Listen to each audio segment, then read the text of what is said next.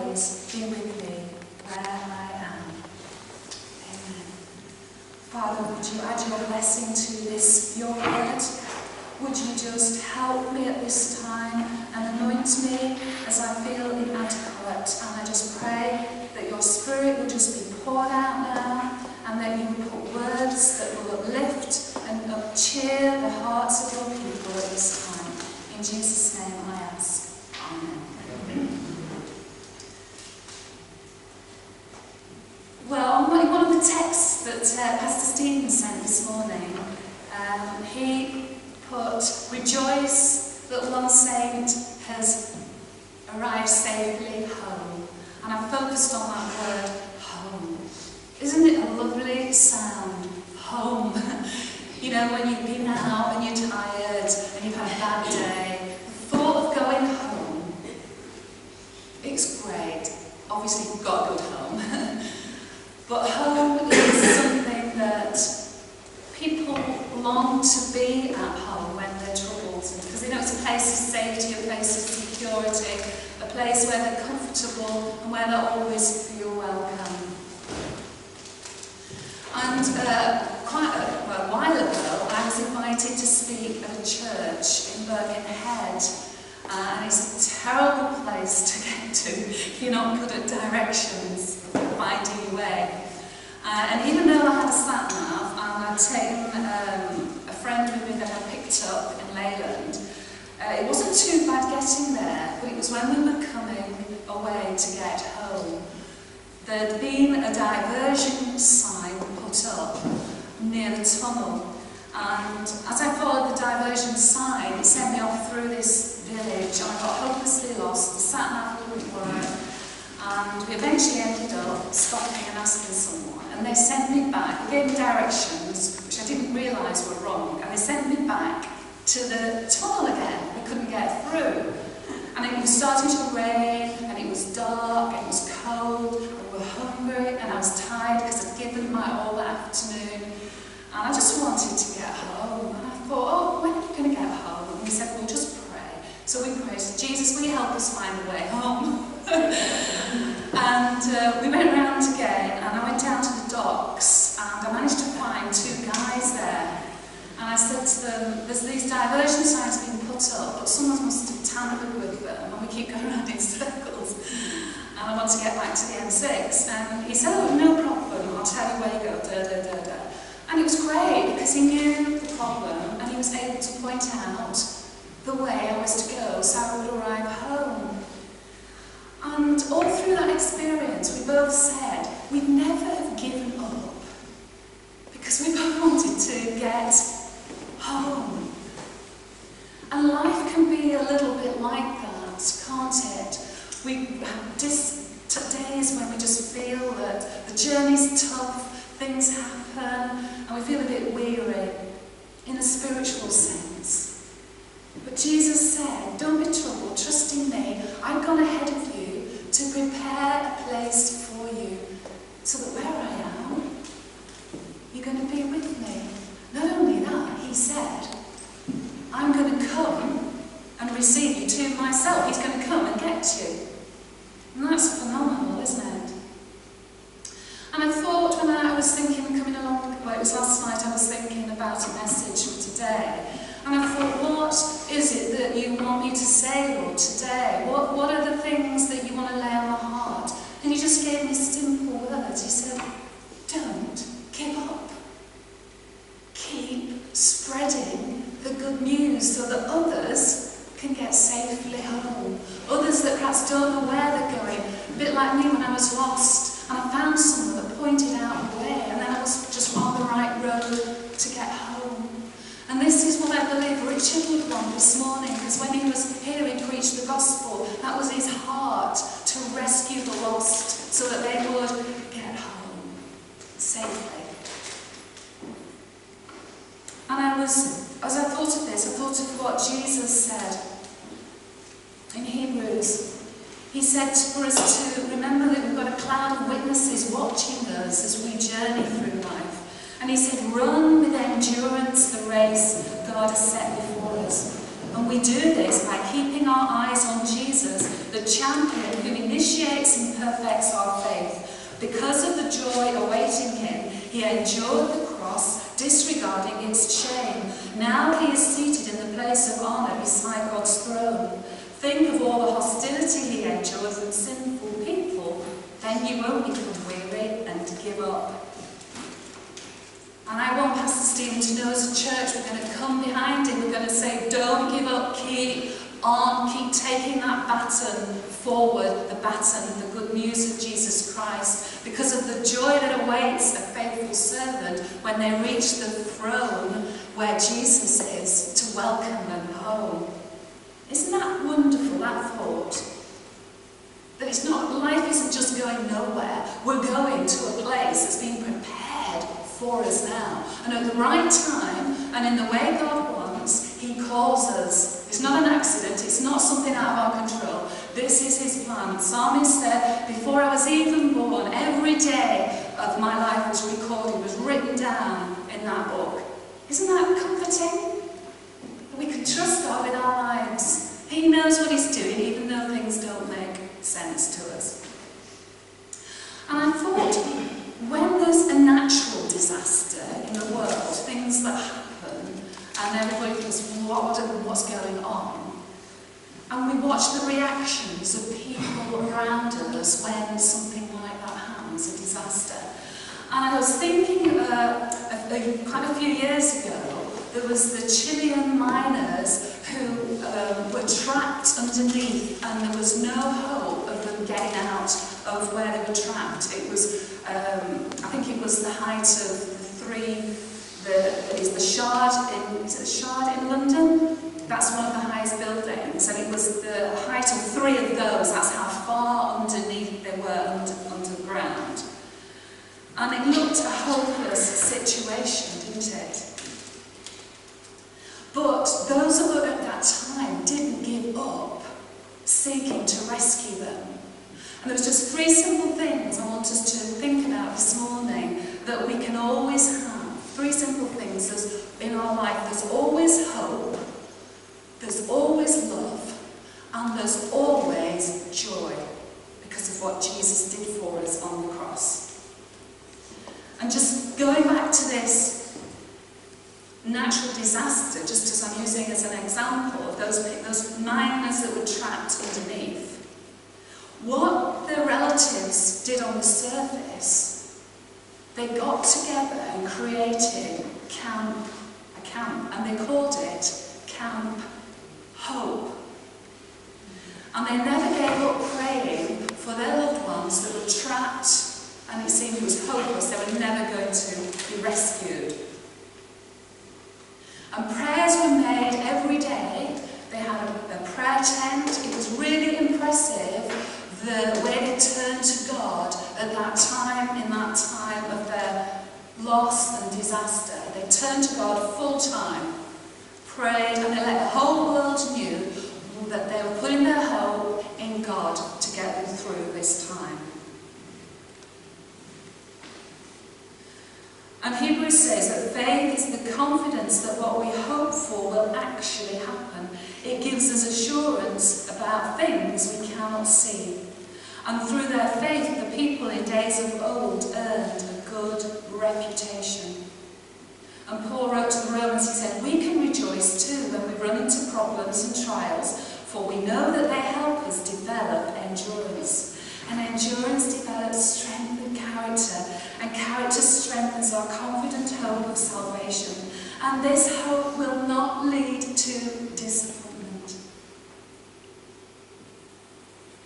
So if you're dealing with disappointment and your hope seems low this morning, I want you to focus again on Jesus Christ, the one who came to give us a living hope. A living hope, that means it's an eternal hope. It's a hope that never ever dies out, never fades, never perishes. It's there constant. It's a hope that will be realised at the moment of our death when we go straight into the presence of Jesus, into that place he's prepared for us.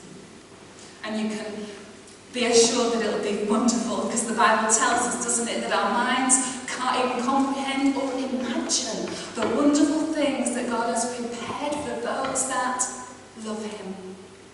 What an amazing hope we have. Well, at Camp Hope, in that time of disaster and seeming hopelessness, because they had hope, they also found another thing.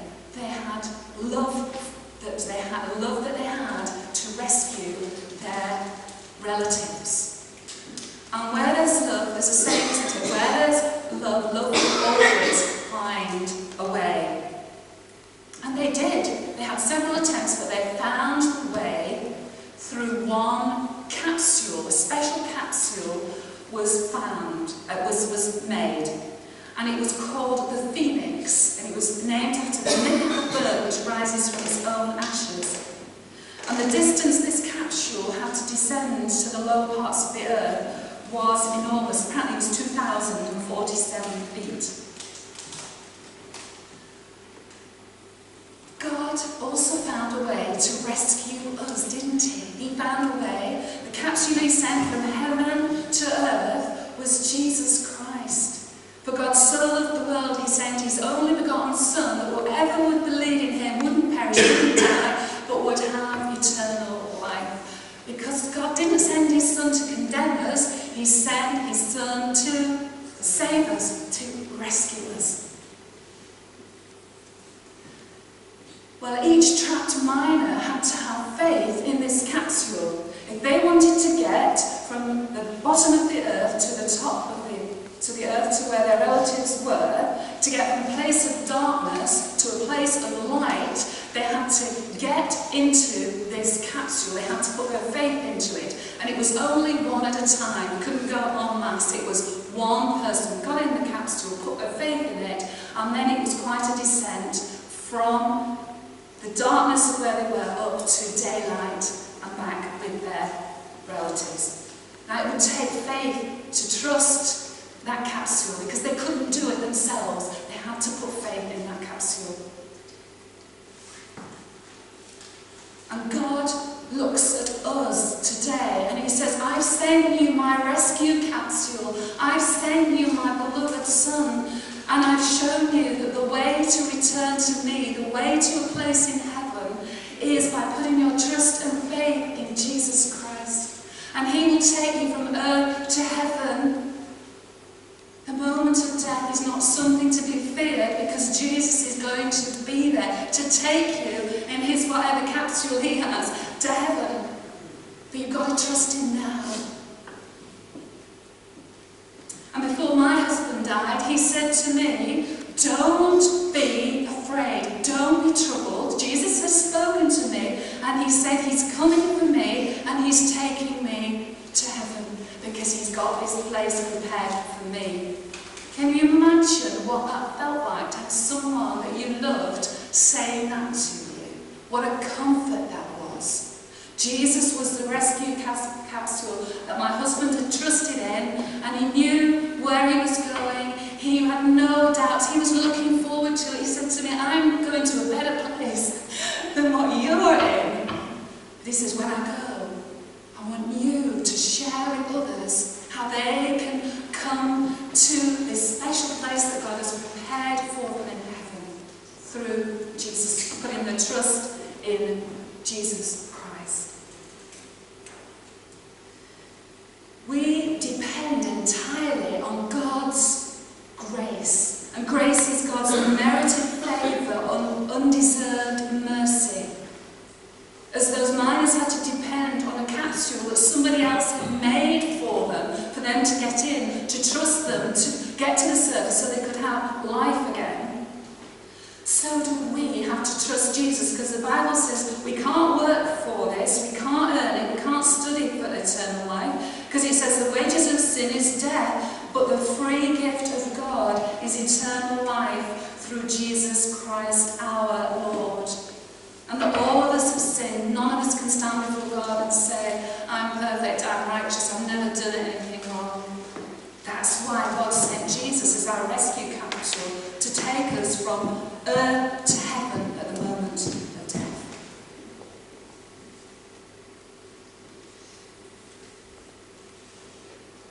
And the plan of God, even before the beginning of time, was to show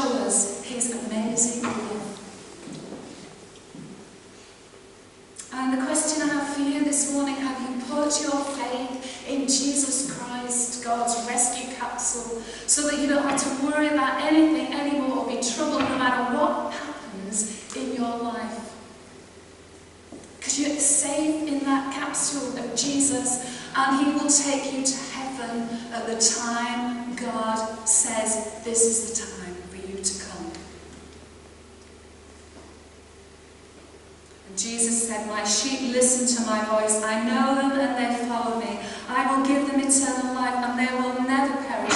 No one can snatch them away from me. For my Father has given them to me, and he is more powerful than anyone else." John 10, verses 28 to 30. That's worth remembering.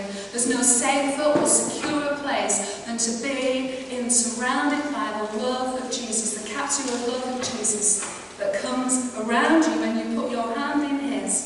He will never let you go. Nothing can separate you. Nothing.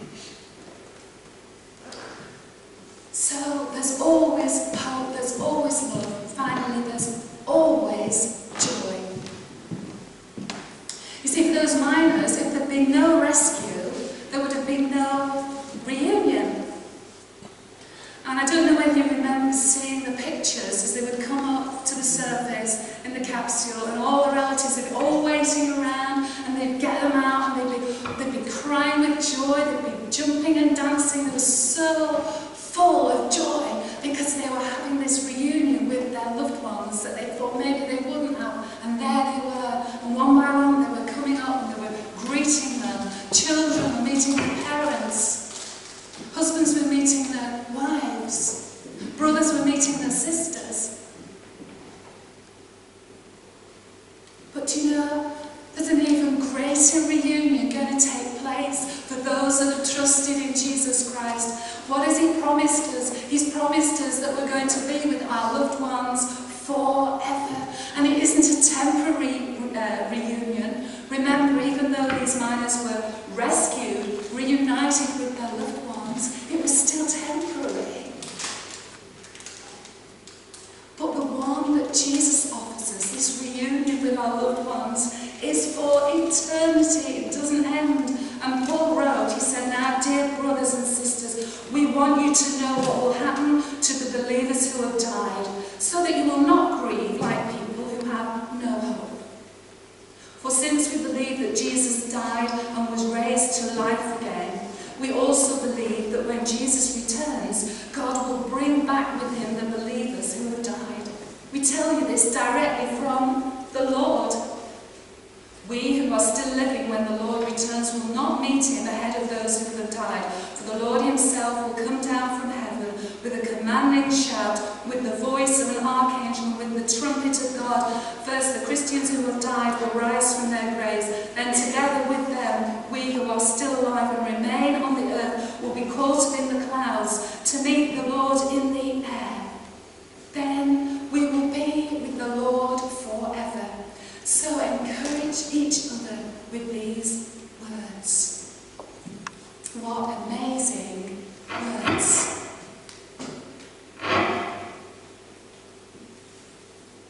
So never give up your hope in Jesus. Never give up on the love that Jesus extends to you. Never give up on the joy that he extends to you. It's too important to miss, isn't it? Too important. And Jesus has done it all for us. We haven't got to worry. We've got to put our trust and faith in him. And today, if you've never put your faith in Jesus, the rescue capsule, why not do it today? Why not have that peace in your heart before you leave this place? And if Jesus is speaking to you, don't harden your heart. Respond to him. And afterwards, if you've just made that commitment in your heart, yes, Jesus, I want you to rescue me. I want you to take me from earth to heaven, to that place you will prepare for me if I put my trust and hope in you. Come and see me afterwards for a little chat and we can have a prayer together.